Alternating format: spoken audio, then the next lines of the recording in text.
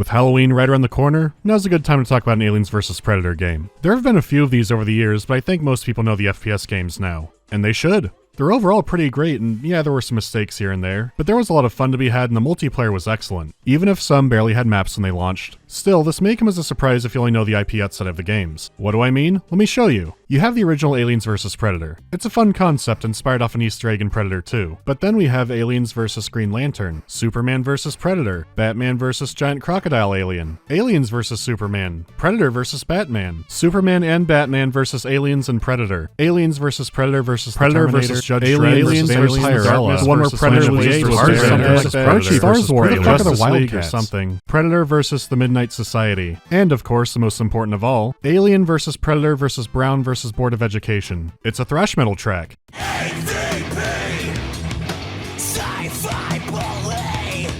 So you can safely ignore all that for the games. They take place in the future Alien setting, and Predators are there. That's it. However, Extinction is not a shooter, it's an RTS game. A console-only RTS game, so naturally it doesn't get much attention. The only reason I was aware of it was because I rented it back in the day. The original plan was to go see the AVP movie, but the theater was far away from where I lived and there was a tornado in the area. I can only hope no one died on the way to see that movie. So instead I went to the local video store and saw it on pure chance. So I bought a snack and rented it for the weekend. And wouldn't you know it, but it's storming again tonight. So things will be just like they were then. Nah, it's close enough. Alright, let's get started. I've gotta say, for a 2003 RTS game, especially one on console, these character models are impressively detailed. You might think the powers of emulation are skewing me on that, but no, I looked at it natively too. Textures have tiny details, and all around the units are easily readable. So upping the render resolution does make it pop out more, but the good stuff was always there. Beyond that, there's solid animation work, including sync kills, and Dawn of War won't be coming out for another year. Upgrading units also makes them change visually. Some are a lot more subtle than others, but it's a great touch. I love when games do that, and they really do nail the art style. Captain America and his Oculus Rift would fit right into James Cameron's Aliens, and you can give him a bigger firework launcher. But that fidelity isn't free, especially on a PS2. For one, you don't get that many units per faction. The most you can get are the Xenomorphs with 45, but once you reach it, the game engine starts breaking down a bit. No surprise, this also happens on console. Secondly, outside of precious few exceptions, the levels are incredibly bland. You'll actually be surprised to see plants or buildings or much of anything. And when you do, this stuff is ugly for the time period. They had to make sacrifices for the character models, and it really shows. It's not too hard to actually see the seams on the ground. It's not horrible enough to make it AVP checkers, so if you had a bad TV like mine, you might not have noticed it. That said, the level palette is still awful. Every map is either gray or green. Sometimes the game has mercy on you and will slightly tint it red, but that's about it. For reference, one of the big shakeups is playing inside of this laboratory. A staples in AVP Extinction is like Disney World, so some neat models and animations and horrible everything else, which is remarkably similar to Metal Fatigue, which is actually not that remarkable because it's the same developer. This makes Extinction their second asymmetric RTS game. I wasn't kidding when I said it wouldn't be the last time I talked about them, but we're not getting to Mr. Bones just yet. I'm really scraping the barrel here, but at least Metal Fatigue had snow maps. The intro actually showed a decent amount of snowy areas, but none in the game unfortunately. Then again, if I start judging games and their cutscenes, I might as well bully myself. So then we have the sound design. A lot of it is movie authentic, but also very compressed, so your mileage may vary.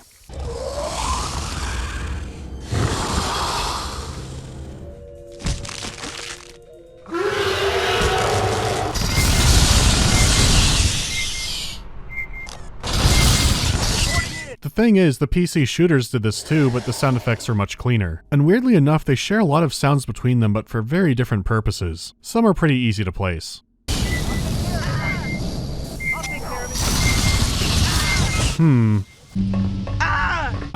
So was that Scream from one of the movies? Okay, how about this one?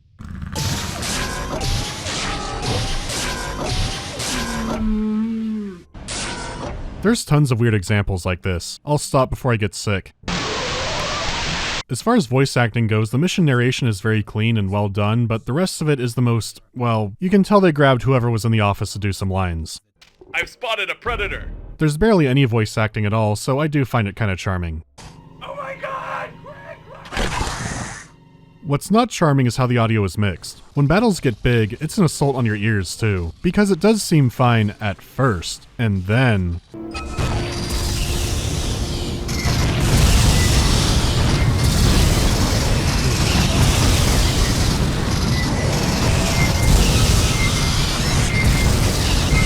I've had people ask why I point out things like sound, and this is an example why. Someone can make a great sound effect, but properly layering and triggering them is a skill. This is why audio engineers are one of many unsung heroes for video games. A good sound effect is half the battle, how it's implemented is the other. You don't have to alter the movie sounds too much for an FPS game. There's a lot going on, but not that many. But for an RTS,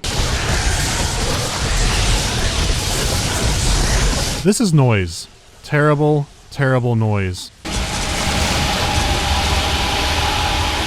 The one real saving grace of the audio is the music. There's a good variety and blend of Alien and Predator inspired tracks, and each faction gets about a half an hour of music each.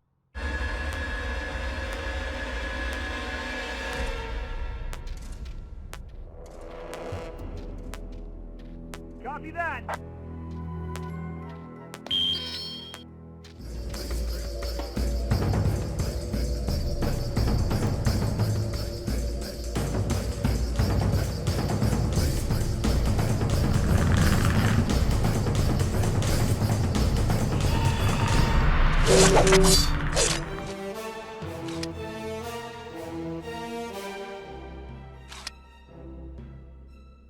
You have the Predator horns, the Alien strings, a great mix. But there is one Alien track that sounds like a Captain Beefheart experiment.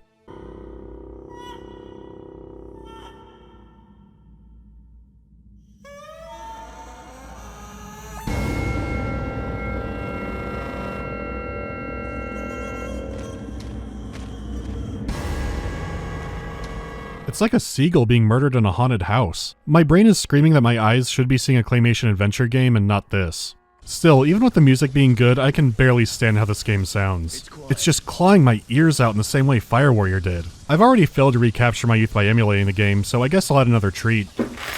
Even with the cool units and music, the presentation feels like it's actively attacking me. The lack of map variation and the sound bawling together. It's like you're staring at a mud puddle and your apartment neighbors have kids and they're just screaming at each other at the top of their lungs. So this is bad. But, grading on a curve of all RTS games I've played, this is actually pretty average. So let's move on. Now, having heard all of that, you might think the controls are a vortex of pain too, but they're not. They're actually very well done. The left stick moves the screen, the right stick moves around the minimap and allows you to jump around easily. Yeah, it's still stiff and will never be as fluid as mouse and keyboard, but I didn't find myself fighting the controls all that often. You can make groups with the D-pad and snap to an event with a button. It's not a micro-intensive game, and there's no base building outside of the Alien, and even that's barely base building. So it gets the job done in a simple and elegant way. Now I can finally go through all the factions. First up is the United States Colonial Marine Corps. As per usual, they're out to do company dirty work. They're a mobile force, and each one of their units has a specialized role. The regular infantry is your trusted go-getter. With enough of them, they're good at murdering pretty much anything. There wasn't a single mission where I didn't upgrade them with better armor and grenade launchers. Upgrades affect all current and future units, so it's a good deal. You have facehugger immune flamethrowers, which massacre things up close and are weak to range. Deadly snipers that are the opposite and can be upgraded to shoot through walls. The company androids who carry the iconic motion tracker and also carry everything else. There's more, but you get the idea. You want to tailor your forces to the weakness of the enemy, and you have a lot of options in doing that. You don't get every unit from the first mission, but they do unlock periodically throughout the campaign. In the missions, their limit is money, and they do earn a small amount by killing enemies. But the main source is repairing and securing some atmosphere processors. These give money for a while before expiring. Each map has a few, and a lot of the battles are centered around capturing or holding them. They're never main objectives, but always a worthy target. You actually buy your troops and upgrades through a Comtech unit. He's responsible for keeping the machinery maintained and, on a larger level, all of your people. And the people machinery too, I guess. Reinforcing is not an instant process. They get dropped in after a while in a designated landing zone. This can get really hairy. Hold on, exosuits are on the way! So you need to keep your troops alive and make sure your Comtechs stay safe. It's always good to have a few. So fights can have some tension knowing that if you're not careful, you might lose your reinforcement supply. You could finish missions without them, but it'll be tricky. Now you could complete missions normally, but there are some bonuses. All missions have a time limit to beat and usually optional objectives. Some of these won't be revealed until partway through the mission. Trying to accomplish both can make the missions challenging and genuinely fun. The relatively smaller scale and specialized units makes the gameplay feel very tactical. Do you want to avoid androids for more firepower? Better hope they don't have invisible boys. Are the xenomorphs sending your troops into a coma to drag them off into the hive? Well, the doctor is in. Make no mistake, this is a difficult game, especially if you go for the optional time and mission objectives. Your main goals are the standard RTS fare with nothing really unique or out there, which is disappointing for the setting. But despite everything, I was having fun with it, especially when I rediscovered my love for the exosuits. It wouldn't be until I divined cybermancy that their fire rate was surpassed.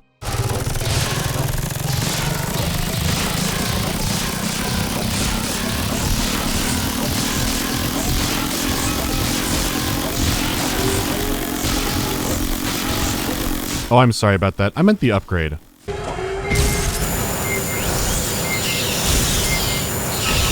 So the lesson is you can drown out obnoxious sound effects if you fill the air with Bert. Unlocking them is powerful for morale. That said, this is the same mission where you hit the difficulty cliff. It's the second to last mission, but man, things get hard. You fight every other faction in the game, including humans, and they're all teamed up against you somehow. You crawl through a hell dungeon to get to the top of a big map, and there's no money up there, so it's an endurance round. You have to keep taking down Predator anti-aircraft guns, which sounds easy, right? Well, not when you attack them and they reveal more and more turrets around them, and you have no money. Also, I didn't mention it yet, but the biggest problem the gameplay here has is pathfinding. That's one of the chief elements you don't want going wrong in an RTS game. You click your army somewhere and most will go, but some will just wander off. Or they'll get bunched up in a tight area and start freaking out. You just want them to go up and a bunch of guys just run off into the hallways.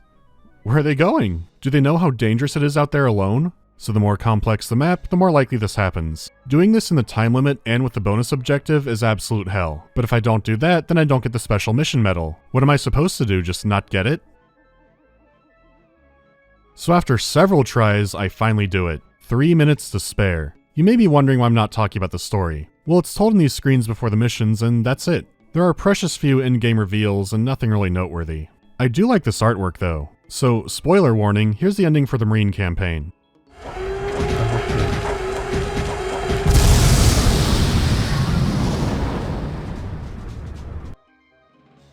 No cutscene, no screen, not even a you win, it's done. But what if you get all the medals? Sorry, but no, you just unlock cheats. Maybe something happens if I get them for every faction. Surely, right? So it was buggy and loud, but I had a surprisingly okay time with the Marine campaign. For some reason I don't remember much of the Predator one, so I guess I'll find out why.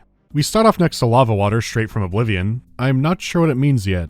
The Predators are a smaller but more elite force. For one, most of their units can cloak, which is governed by an energy meter. The cloaks have gotten better since the movies since they now work in water. This meter can also be used to heal them at any time. And thanks to the movie The Predator, we can now speculate on whether or not they're shooting up autism. The Shrine is their base unit. Unlike the Marine Comtech, they can only get one, and when it's gone, it's gone. It is tanky and has heat death rays, so that does make up for it. It also comes with near instant reinforcement. Now pair that with vision upgrades. These let you see enemies inside the fog of war and still blast them. And if you do this while cloaked, the AI does not react to the attack at all. This will make them easy prey, and instead of money, you get honor points. You earn a few from kills, but much more from taking trophies. The deadlier the prey, the higher the payout. So you could go and mass murder harmless space cows, but there won't be much for it.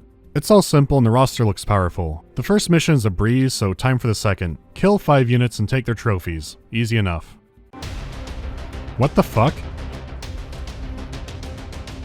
Why are there so many? It's the second mission. It's just the second mission. After several tries, I barely make it in time. 7 seconds to spare. Maybe it's like Marine 6 and this one will be easier. You know, I got over the difficulty hump.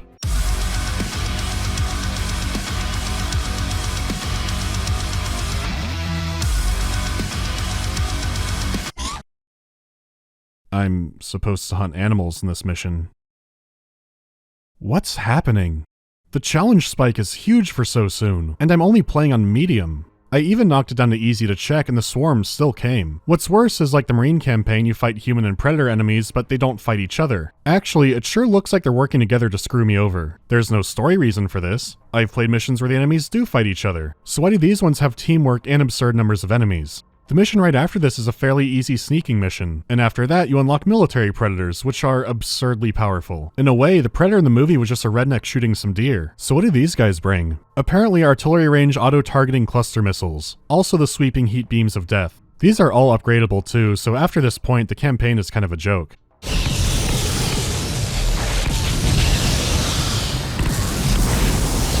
It is mindless, but it's mindless fun, to the point that the last mission has an optional objective that's just don't use them. It's like the progression balance is at random. After much suffering, I did unlock cheats, and I wanted to see what the deal with mission 3 was. One lets you spy on the enemy, and there's not many here. Then, someone walks far enough to trigger it. The minimap starts exploding with new signatures. I've seen tons of RTS games cheat resources or build speed, but this is something else. This Marine horde is far past their population count, but that's still not enough because they're still being spawned in the conventional way. I'm starting to truly realize why I never got far into the Predator campaign. Was this to artificially make the game longer? To combat renting it? Wouldn't these fights horribly lag out of PS2? I feel like my soul won't be at rest until I have answers. The progression is so busted and weird that it's all I think about whenever I think back to the Predator missions. The roster is cool, but the experience is either brain dead easy or madness hard. When I played without military guys, it did bring things back to sanity, but there's no salvaging the earlier stuff. It's not the worst Predator game thing I've played. There were fun unit combinations and tactics to pull off. The situations you're put in though, it's just a mess. When it comes down to it, I'd still rather play this than see the Predator ever again. It was just a strange experience overall, but the artwork is still good. Okay, one last faction. Now is the time to breed and grow and dominate. Our Xenomorph friends play very differently than the rest. They're melee focused and have superior numbers, without cheating. The aliens gain currency by downing their enemies in combat, and that's it. The reason for that is that they don't use currency as much as the other species. They can't just buy more units to spawn in. Instead, the Hive Queen needs to start laying eggs. Then your unconscious victims can be dragged in and impregnated. You go through the facehugger, the chestburster, the cocoon, it's a whole process. The ideal scenario is having a constant drag parade. The more bodies you bring in, the more Xenos you hatch. So that's already radically different, but there are more nuances to it. For one, the kind of alien you get depends on the host body. Animals can make drones or runners, humans can make warriors, predators make pred aliens, you get the idea. However, you can take it even farther through upgrades. How about the drone? Well, they're given an acid that makes the host bodies more ideal for gestation. So if you bring them along for your victim hunting parties, you'll spawn more powerful variants of the aliens. Of course, you could just hatch the eggs and send the facehuggers out, but that's not always a good idea. They're incredibly vulnerable to every weapon, and some enemies are near impossible or straight up impossible to facehug when they're alive. Plus, when they're outside your hive infestation, their health is always going down. So you can make it work, but you'll likely lose a few. This makes having your drones tidy up and build a nice home an advantage. It's a safe place for facehuggers to play, and it also heals all your units up. And I mean dramatically heal them up. Check out Lieutenant Dan here. Looks to me like he's ready to go back to the jungle. To make it even better, if anything even touches your infestation, you'll know where they are for a long time. In conclusion, a Xenomorph hive is prime real estate. Remember, you can always move if a new lot opens up. You also have the option of going for a pure strain of the parasite. These are the Praetorians, and morphing a regular egg into one of theirs does cost money. But no matter what host you have, you always get a Praetorian alien. From here it can morph into a queen if your hive is missing one, or 2 other strains. There's the Ravager, which is just a brick shithouse of power. It's incredibly deadly, but unlike other aliens, it kills its enemies outright. No face means no face hugging. On the opposite end, you can make a hive supporting carrier. This one ferries facehuggers around like a horrible camel spider. If anyone gets too close, it'll chuck a facehugger at them. So yeah, the aliens have a lot going on. Their campaign definitely has some harder levels, but nothing like the Predator one. It's unique and genuinely like nothing else I've played in an RTS. While the majority of missions are still mainly your standard RTS fare, they do venture out a little bit. It challenges you to master the life cycle and pick out the right hosts and aliens for the job. There's still not much going on in the story. It mainly revolves around you fighting, premium currency aliens that Weyland-Yutani is making. I'm not kidding, they just have gold skins. Extinction is really a fever dream sometimes. Eagle-eyed RTS veterans may have noticed the problem already. Aliens are a melee-focused horde faction with a complicated life cycle. So let's see how long a new unit takes in the best possible conditions where everything is already set up.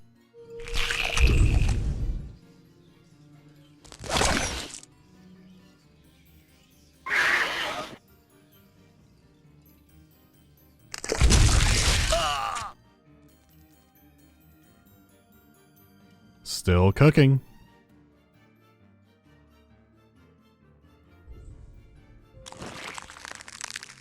Okay, nearly half a minute. That seems like would be a detriment, but you can upgrade eggs to have 2 or 3 or 4 facehuggers in them, and the facehuggers themselves can eventually put 2 embryos in certain hosts. So what if you lose a battle and just have nothing but the queen? Well, she's the queen. If she sees a problem, she could just get right up and slap the shit out of it. Vengefully. She is a mother, but also a career woman, and her career is Ubering anyone and anything into the next life. That could explain the cult. So no, that's not an issue. The real issue is their actual combat gameplay. You're all about numbers and melee and can only influence this through a controller, so your gameplay is going to be very blobby. Sure, you can control group them to separate them out or avoid AoE weapons, but there's not a whole lot to it. It is fun being a swarm, and there's enjoyment in managing the hive and hatching all these different alien types, but the combat itself, you really can't go wrong just making a murder ball. It could get stuck because the pathfinding is still terrible, but you knew that. I truly do think there's something to this life cycle idea. Even outside of an RTS game like an alien hive management game or something. I think I'd love playing that. Back on track, I got all the medals, and no, there's no secret ending or screen or anything. It's only the same cheats as always. I can accept that the campaigns had terrible moments. Entire stretches of them stacked on top of each other. The thing is, with the asymmetrical gameplay and all the different units, there's a lot of hope for Skirmish. Maybe military predators are more expensive there or something. If there was System Link, I could see this being a great time in multiplayer. Well, trick or treat, there's none of that. There is a lot of lore to read up on, but no more game. This was disappointing back then, but even more so now because I know they made Metal Fatigue. Sure, that did have a lot of issues, but it also had everything you'd expect in an RTS. I get the sense this game was rushed out far before the vision was completed. Elements like so much voice acting sounding like placeholder when I know they've done better, missions just having a number with no real ending, I just have this nagging feeling about it. What's even stranger is you think this game might have been rushed out for the movie, but no, the movie wasn't even in production when the game came out. They crunched on that movie trying to get Freddy vs. Jason money. I can't really recommend it, it's not like some hidden console gem you need in your collection. There are monumentally better AVP games and RTS games, but this is a fascinating little title. I would love to know more about it because I could barely find a thing. Back when I did the Return of the King video, I actually had one of the animators reach out to me. I never thoroughly combed his brain or anything, but only talking to him for a bit gave me more insight on that game and the Third Age, and I felt a little bit more at peace, I guess. But those were games I loved playing. This was one I liked playing, and sometimes hated playing. Even back then, I remember the feeling of it being like a weird dream I was having. This was a monkey's paw wish for me. I can only lament that the game wasn't made for PC. Beyond the obvious control issues, there could have been fan patches, or mods, or who knows. It is appropriate to start October with something that haunts me to this day. To its credit, Extinction never screamed ODST at me over and over, so I guess there's that. More to come soon. Something scarier. I'll get some backup.